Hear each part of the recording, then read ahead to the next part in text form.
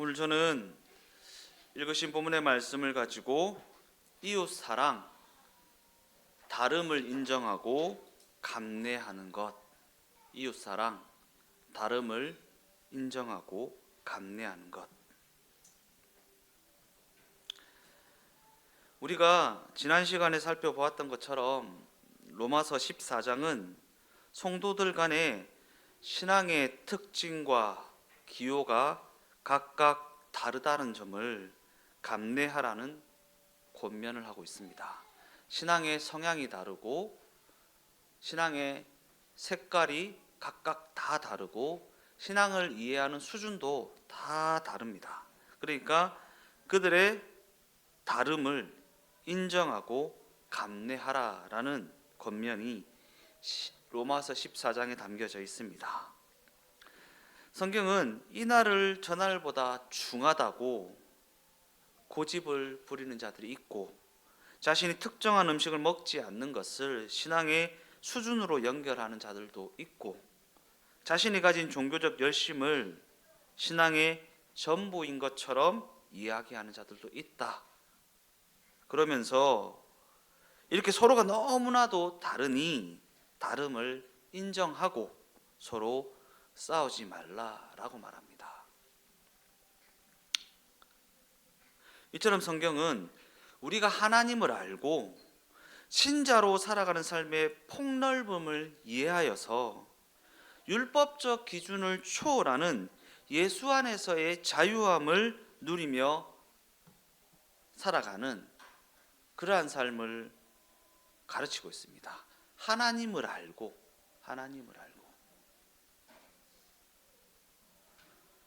신자로 살아가는 삶의 폭넓음, 내가 신자로 살아간다라는 것이 그냥 신자로 살아가는 삶의 폭넓음이라는 것은 율법적 기준을 초월하는 예수 안에서의 자유함이라는 것은 그저 그냥 어떤 기준에 나를 가두는 것이 아닙니다. 주일을 성수하고 11조를 하고 수요 예배에 참석하고 금요철야를 나가고 새벽 기도를 나가고라고 하는 어떤 행위적인 틀에 나를 가두어 놓는 것이 신앙생활이 아닙니다. 그것이 예수 안에서의 자유함이 아닙니다. 하나님을 알게 된 자로서, 하나님과 관계 맺은 자로서, 하나님의 인도하심을 받고 하나님의 다스림을 받는 자로서 신자로 살아가는 삶이 얼마나 폭넓은 것인지를 이해하여서 율법적 기준을 초월하는 예수 안에서의 자유함을 누리며 살아가는 삶이 성경의 가르침이라는 것입니다. 그러기에 서로 다른 견해를 가진 우리 각 사람은 배타적 비판이나 정죄를 가지고 자신의 옳음을 증명하려고 해서는 안 된다라는 것입니다. 내가 가진 기준이 정답이다. 내가 하고 있는 이게 정답이다. 그러니까 너도 여기, 내 자녀도 여기, 내 남편도 여기, 내 아내도 여기 가두어 두고 내 생각에, 내 기준에 내가 옳다고 하는 것에 가두어 놓지 말라라는 것입니다. 하나님이 얼마나 높고 깊고 넓고 광대한 분이신지를 아는 자로서 하나님이 그 사람을 어떻게 인도하고 계신지를 다 알지 못하지 않습니까?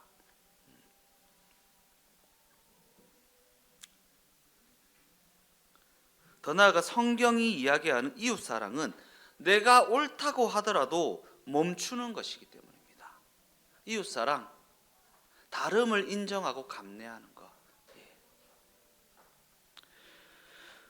오늘 본문이 언급하고 있는 배타적 비판과 정죄의 문제가 과거 한국 교회에서는 주일 성수에 대한 관점의 차이로 드러나기도 했습니다. 과거 한국 교회는 유대인들이 안식일을 지키듯이 주일을 엄격하게 성수하였는데 오늘에 와서는 주일을 그렇게까지는 지키지 않는 것 같습니다. 아마도 신앙에 대한 이해가 조금 더 넓어지고 조금 더 깊어져서 그와 같은 경직된 기준을 우리도 모르는 사이에 넘어서게 되었기 때문 아니겠습니까? 오늘 이제 예배 전에 교회학교 교육이 있지 않습니까? 이제 십계명을 가르치더라고요. 우리 선생님들이 십계명을 가르치는데 저희 방에서 이제 그냥 옆에서 안 듣는 척하고 듣는데, 예. 십계명 다 지켜야 천국 가는 거야? 라는 물음을 먼저 하더라고요. 십계명에 대해 설명을 쭉 하다 십계명 다 지켜야 천국 가는 거야? 아니요. 십계명이라는 것은 내가 누구인지를 알려주는 거다. 내가 하나님의 백성이다. 하나님의 자녀이다. 하나님의 말씀에 따라 통치를 받아야 하는 내 존재에 대해서 이야기해 주는 것이지 십계명을 지켜야 천국에 가는 것은 아니다라는 가르침을 주고 있더라고요. 그 십계명 또한 하나님의 높고 깊고 넓으심을, 그 전능하심을 담고 있지 않습니까? 그래서 신앙에 대한 이해가 조금 더 넓어지고 조금 더 깊어지다 보니까 그와 같은 주일 성수라는 경직된 기준을 우리도 모르는 사이에 넘어서게 된 것은 아닌가. 물론 부작용도 있습니다. 그나마 있던 기준마저 희미해져 버리니까 주일 성수가 가지는 가치도 희미해져 버립니다. 주일에 교회에 나오지 않아도 더 이상 겁을 내지 않습니다. 물론 주일을 지키지 못하는 것에 대한 겁을 먹으라는 이야기를 하고 있는 것은 아닙니다. 그런데 주일에 교회에 나오는 것이 얼마나 복된 일인지를 아는 수준에는 이르지 못한 채, 주일에 교회에 나와서 예배 드릴 수 있다라는 것이 얼마나 복된 일인지에 대해서는 알지 못한 채 그저 주일을 지키지 않아도 아무렇지 않아 하는 그러한 수준에 머물러 있어서는 안 된다라는 것입니다. 오늘도 우리 주은이가 또 몸이 안 좋아서 또 가족들이 같이 못 나왔어요. 같이 기도해 주시고, 주은이가 봄만 되면 그래요. 봄만 되면 이제 호흡기가 이제 약하다 보니까 봄만 되면 이제 고열이 나기도 하고 이렇게 고생을 많이 하는데, 이 봄의 시기를 잘 넘길 수 있도록 기도를 같이 해주셨으면 좋겠습니다.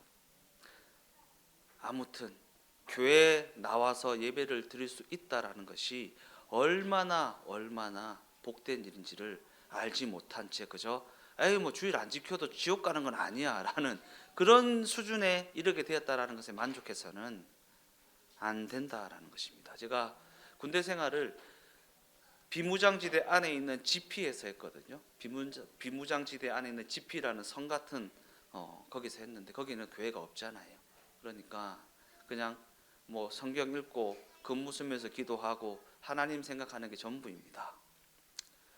그래서 GP에서 철수해서 이제 예배를 드리면 교회 들어가면서부터 옵니다.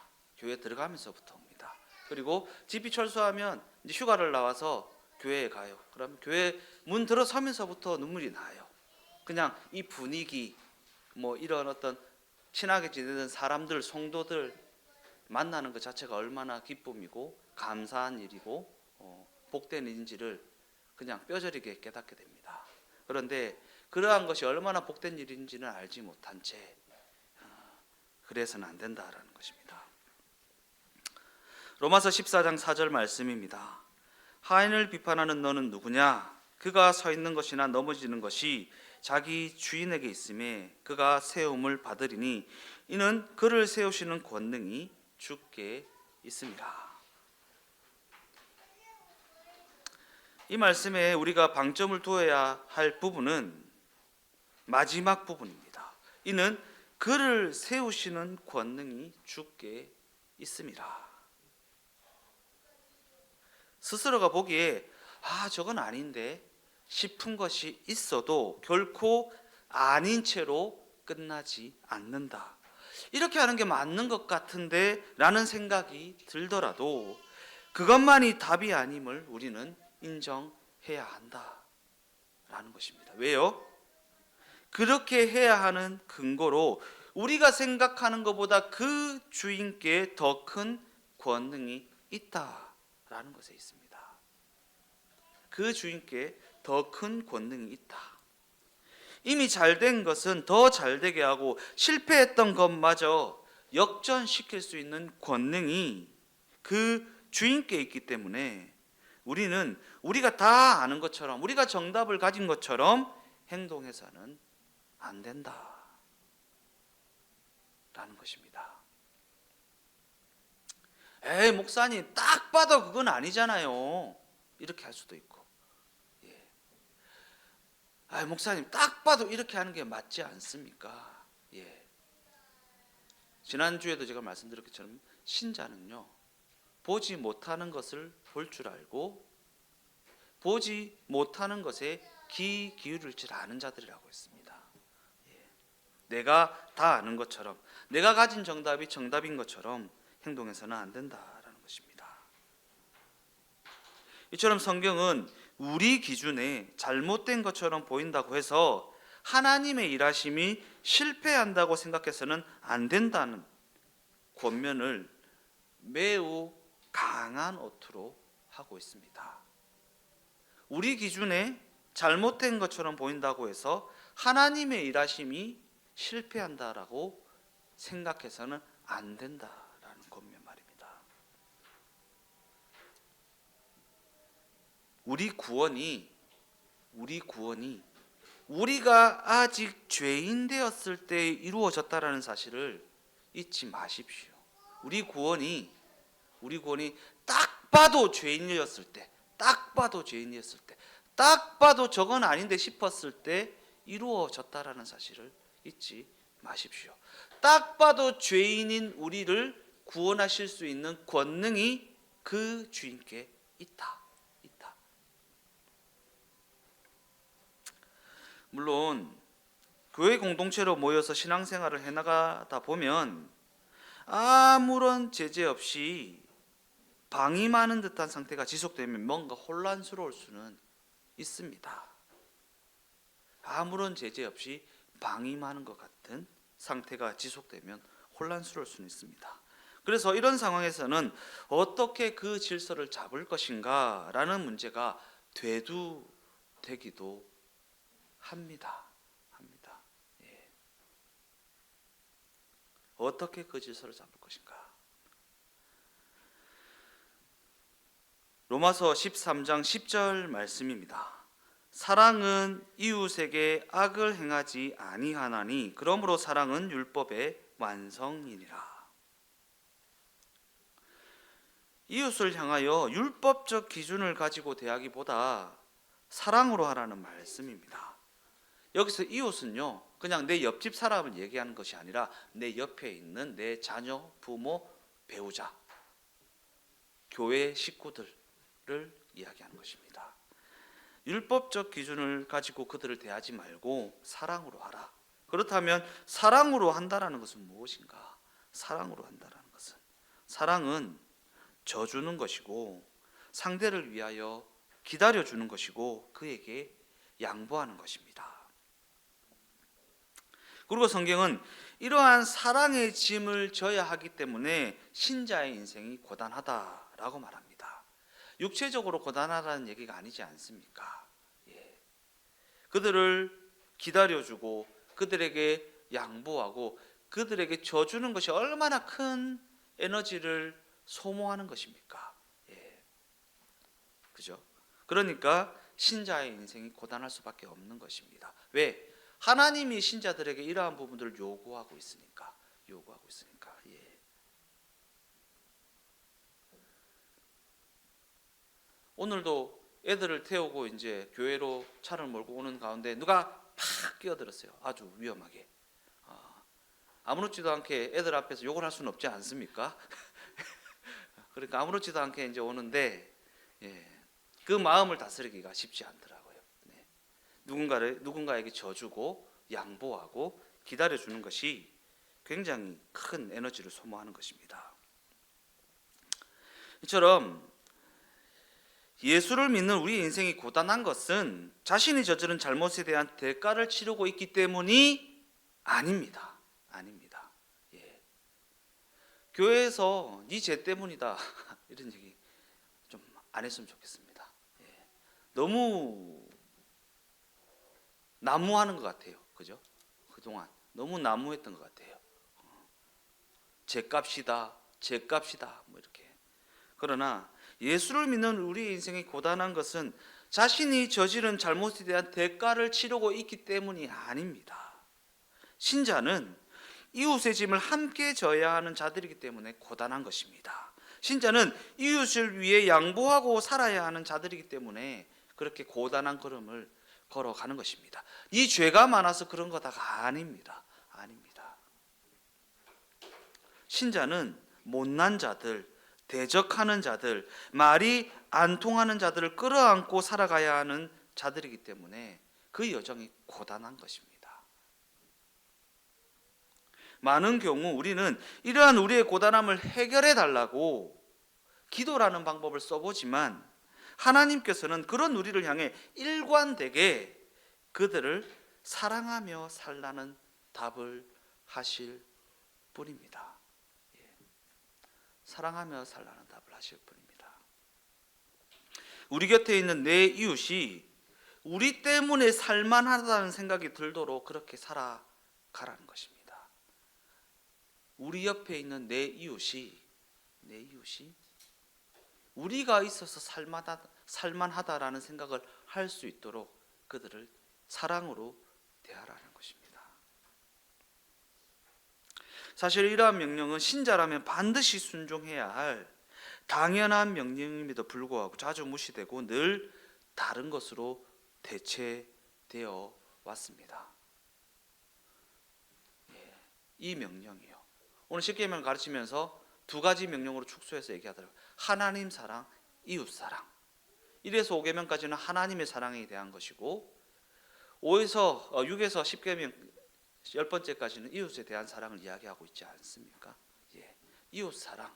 신자라면 반드시 준수해야 할, 순종해야 할, 순복해야 할 명령에도 불구하고 자주 무시되고 늘 다른 것으로 대체되어 왔다.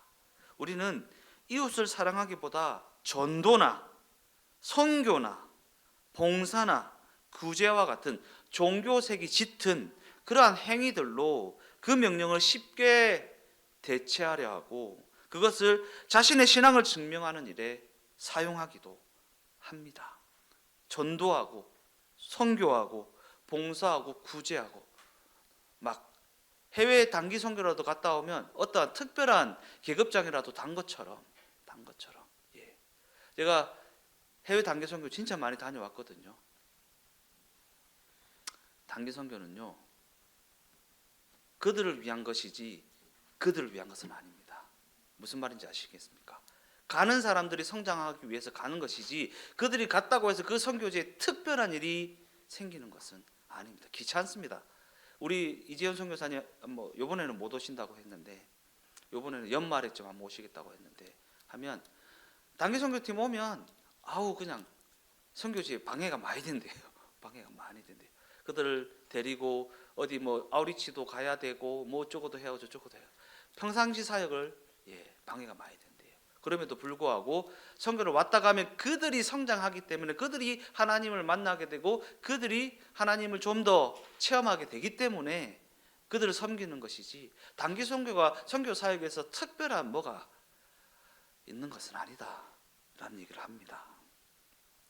그런데 우리는 그런 것을 가지고 종교색이 짙은 내가 전도를 이만큼 해, 내가 그래도 어디 선교를 갔다 왔어, 내가 봉사를 얼마만큼 하고 구제를 얼마만큼 해 라는 그러한 종교색이 짙은 행위들로 이웃 사랑이라는 명령을 쉽게 대체해버리고 그것을 가지고 자신의 신앙을 증명하는 일에 사용하려 한다라는 것입니다.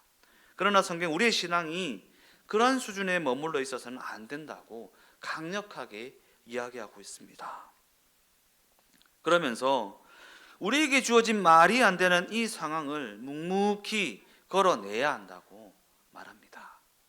나에게 불편을 주는 내 이웃들, 우리 이웃들요, 옆에 계신 그 이웃들이요, 나에게 불편한 마음을 주고 내 삶을 불편하게 하고 요즘 젊은이들은 자녀들을 다 짐같이 여긴다잖아요.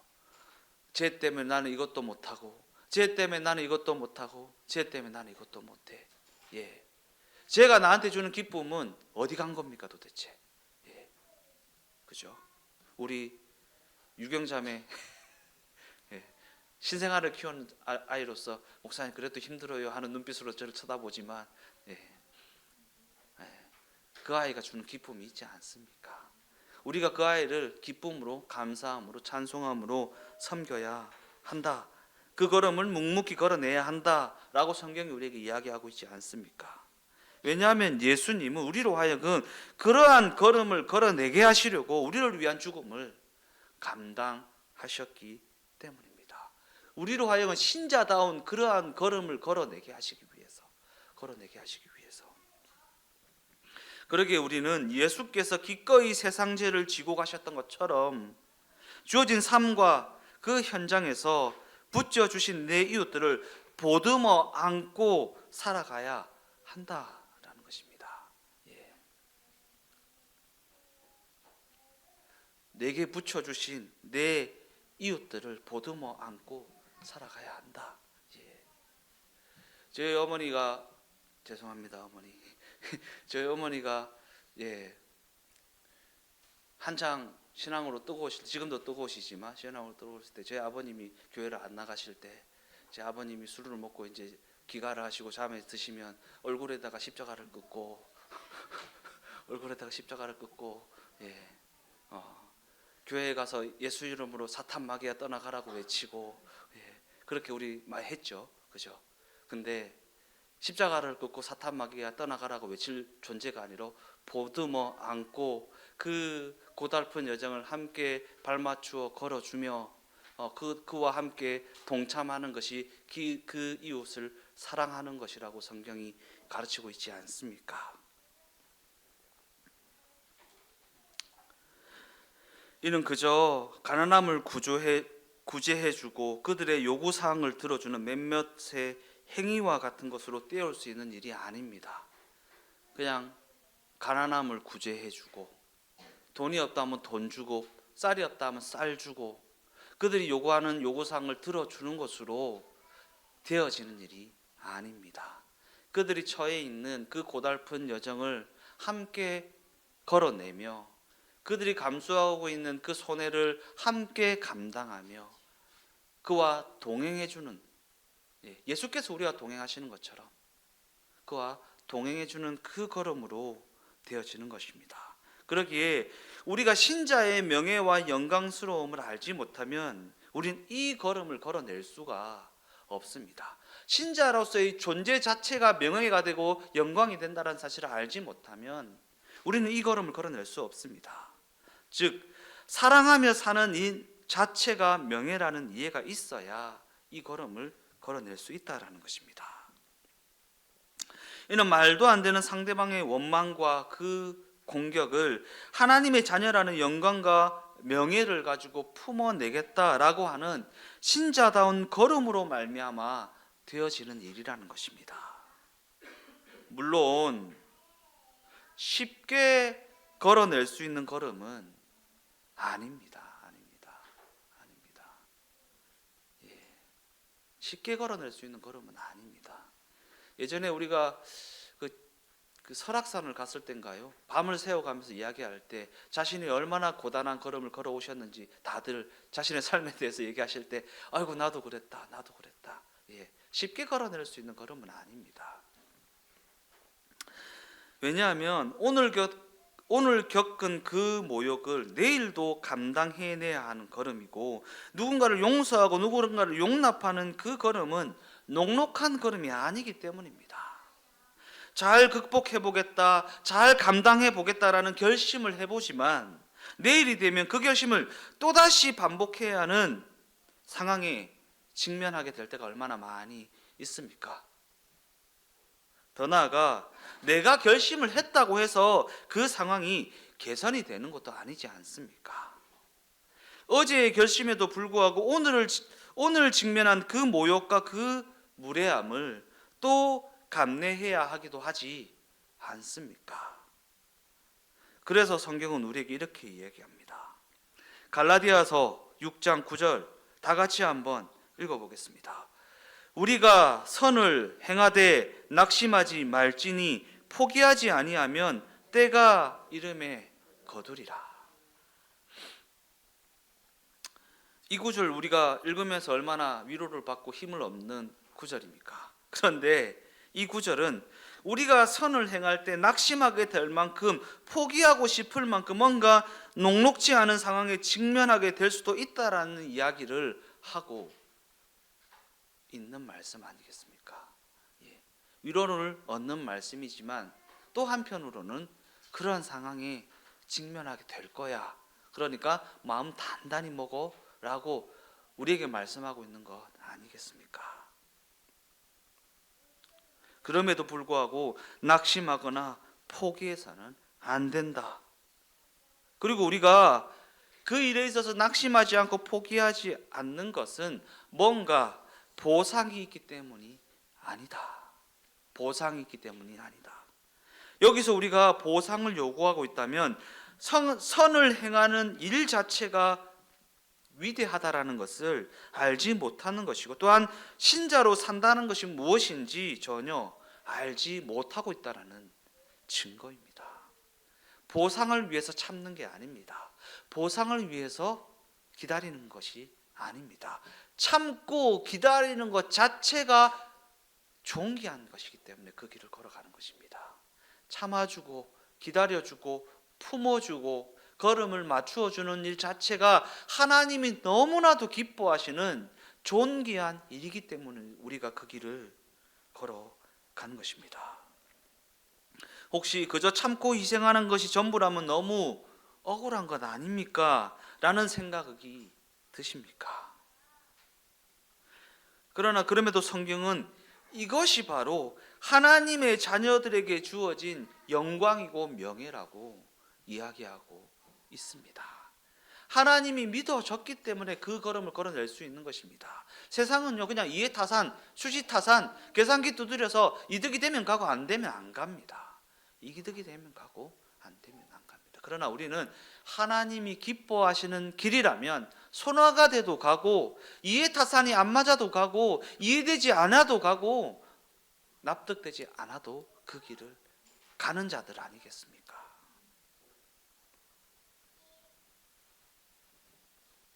상대방을 굴복시키고 꺾어버리는 것은 전혀 영광스럽지도 명예롭지도 않습니다. 이웃사랑은 내 옳음을 증명하는 것이 아니라 내가 옳음에도 불구하고 기다려주고 품어주고 용납해주고 져주는 것이기 때문입니다. 상대방을 굴복시키고 꺾어버릴 수 있는 내 자유, 내 실력, 그것이 때로는 누군가를 넘어지게 하는 이기적인 자유와 이기적인 실력이 될 수도 있다라는 사실을 잊지 마십시오. 상대방을 위하여 행하는 내 정답이 때로는 상대방을 넘어지게 하는 것이 될 수도 있다라는 것. 그저 힘으로 이기는 것이 그 인격과 영혼에 아무런 도움이 되지 않는다라는 사실은 그 세월이 거듭되면 거듭될수록 더욱 분명하게 확인하게 되는 부분 아니겠습니까? 예. 제가 어리석어서 하나님이 자녀를 3명이나 주셨어요. 저 3명을 보면서 배우라고. 네. 자녀들에게는 정답을 제시하는 것이 당연한 것처럼 여겼습니다.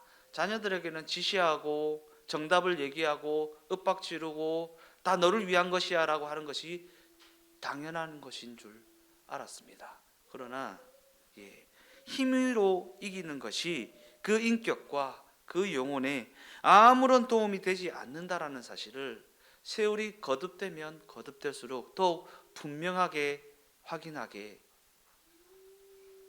되더라고요.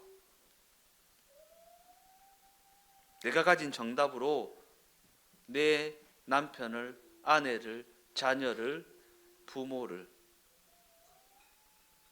윽박지르고 정답을 강요하고 내가 가진 정답에 그 인생을 가두어 두는 그러한 일이 없게 되었으면 좋겠습니다. 결론적으로 말씀을 마무리하겠습니다. 성경은 우리 신자들을 향해 이웃의 다름을 인정하고 그들의 연약함을 감내하고 그들에게 까다롭게 굴지 말라는 요구를 하고 있습니다. 그들에게 무엇이 옳은가에 대한 긴 설명을 늘어놓기보다 그들의 편이 되어주고 그들의 고난에 동참하는 자들이 되어주라고 이야기하고 있습니다. 그리고 그를 통해 그들로 하여금 같은 배를 타고 있음을 알게 하라고 이야기하고 있습니다. 아, 저 사람이 나와 같은 배를 타고 가고 있구나라는 것을 알게 하라고. 포기하지 않고 감내하는 그 사랑이 누군가로 하여금 하나님을 알게 하기 때문입니다. 포기하지 않고 감내하면서 가는 그 사랑의 걸음이 누군가로 하여금 하나님을 알게 한다. 고린도전서 15장 57절에서 58절까지의 말씀입니다.